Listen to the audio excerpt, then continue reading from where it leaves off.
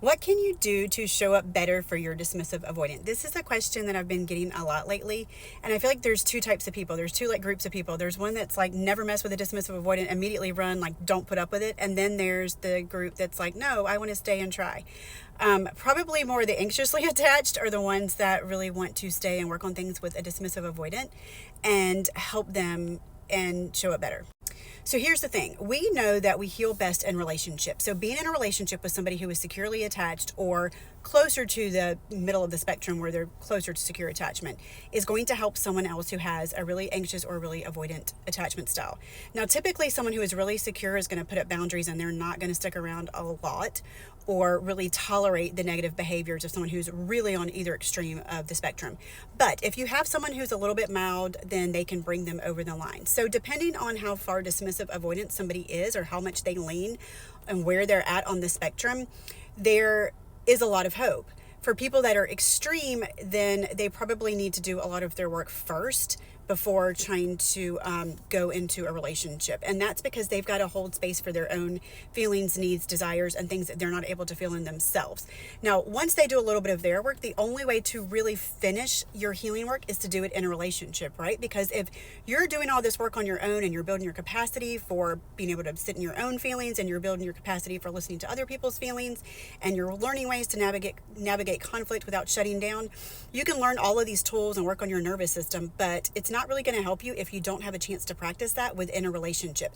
You have to work on it in a relationship when you're being triggered to truly overcome and find true healing. And when you start to notice yourself showing up better that way and your triggers are less intense or they last not as long or you're able to circle back and repair quicker and get out of a trauma response faster, those are signs that you're doing something right. So here's the thing. Whenever it comes to dismissive avoidance, here's how you can show up better for them. And the first thing is you understand their core wounds and their core needs. So they really like peace and harmony, and they like things to be easy because that does not require a lot of transparency. And so you can do this by making sure that you have a lot of fun in your relationship. Add a lot of play, have a lot of fun. Do scheduled times for like talking about the hard things. Give them a heads up so that they already have it in their mind that you're going to be having a conversation that's a little bit deeper. Maybe meet once a week. My husband and I do coffee on Saturday mornings, and that's when we have our deep conversations and check in with our relationship, what's going on with each other during the week, and anything that we need to work on or anything that's been unaddressed or unresolved. And so knowing ahead of time that that's what you're going to be doing doesn't catch them off guard, where they can really go into that flight or freeze, because if they go into a freeze and they shut down, like, you're not going to get anything from them other than shoulder shrugs, short yes or no answers. When you ask them how they feel, it's going to be, I don't know. So give them a heads up and let them know when that's going to come, and make it a safe place. Make it something that like we're a team. I want to make sure we have the best relationship that we can. So we're just going to like dive a little deeper and check in with each other and see how things are going so I can show up better for you. And so that you can make me feel safe, but make it really light.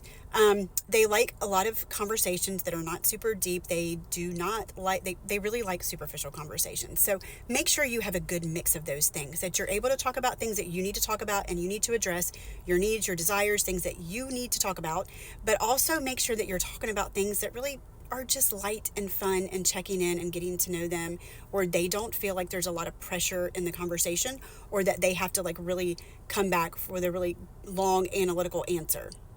Because they are slow processors and they really compartmentalize, and it takes them a long time to catch up in a conversation. And so if you're always having deep conversations, it can make them feel less than and like they're not as fast as you and maybe inadequate, that they can't process the way that you do. Secondly, give them a lot of space. They are really afraid of being enmeshed and losing their identity in their relationship. They really value their autonomy and their space. So give them space. If you are in a conflict and you can tell that they are shutting down, and you can usually tell because their answers will get shorter, they will not really be responding. They may be sitting there quietly, just letting you vent. They might fight back a little defensively, and then you'll notice they're pulling away. They might get really tired and you can just sort of tell that they're drifting away. That is your cue to give them space, to acknowledge that they are starting to go into a trauma response, and to give them space to go back and process and then come back to the issue later. Whenever you bring them conflict, whenever you bring them something, make sure that you are doing it in the most non-critical, caring, compassionate way that you can.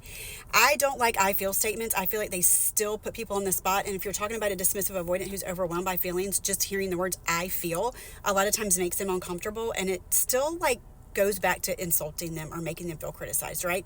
If you're like, well, I feel bad when you do this or when you do that or when you didn't do this, that still doesn't feel good. It still feels very critical.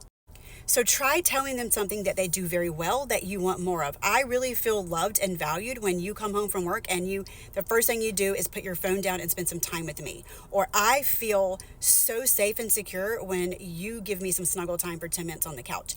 Be specific, because they are not great mind readers. They're terrible at picking up on emotional cues. So tell them exactly what you like, the frequency, the duration, how often, what it looks like.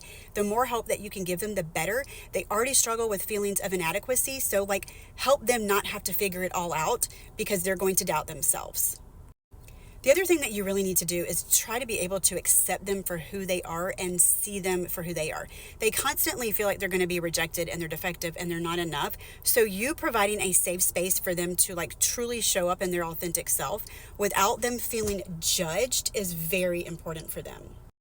Another thing that I think helps the dismissive avoidant is they really struggle with putting words to their feelings and being able to process their feelings. Not only are they not able to sort of collect the data within themselves to put words to it, to actually feel the things. So some of the things that you can do to help them is talk about your feelings without using I feel statements. So you can do it in the way of, wow, whenever we feel disconnected, that feels so bad to me. And I actually feel my heart racing and butterflies in my stomach.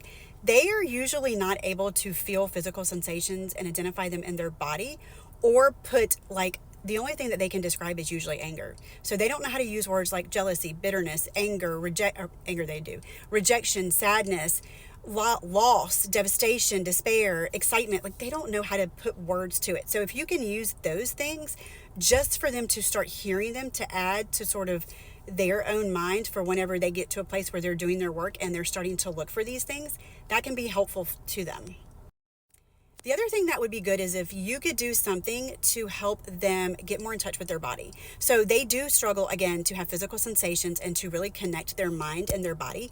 So anything that you can do to get them engaged with their body, whether you stretch together, you run together, you do spin together, but get them to really get more in their body and to be able to feel those physical sensations, because that's going to be the first thing before they're able to actually feel and identify emotions. So you can give your partner a massage, you can do different things like scratch their back, play with their hair, whatever you need to do to sort of start getting them to physically pay attention to the feelings that are going on in their body. The other thing that you can do is when you have conversations with them, make them super short, succinct, and to the point. They do not like to have long, lengthy conversations. So they will hear you better, you will get more time with them, and you will feel a little bit more heard.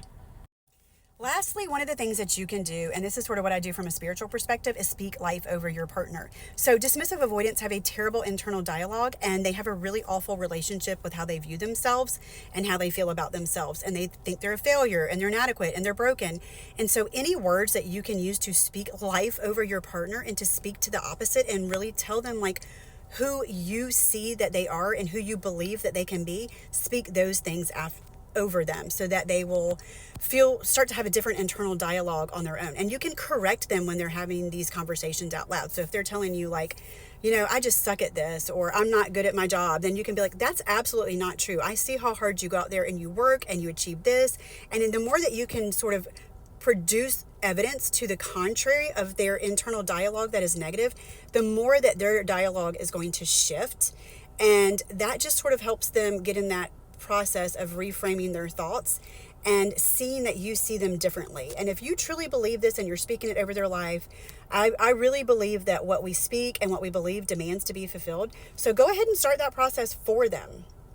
So hopefully this gives you some tips on how to support your dismissive avoidant better. If you are a dismissive avoidant, I am curious to hear if you agree with any of those things, if you would like any of these things, and how you feel about them.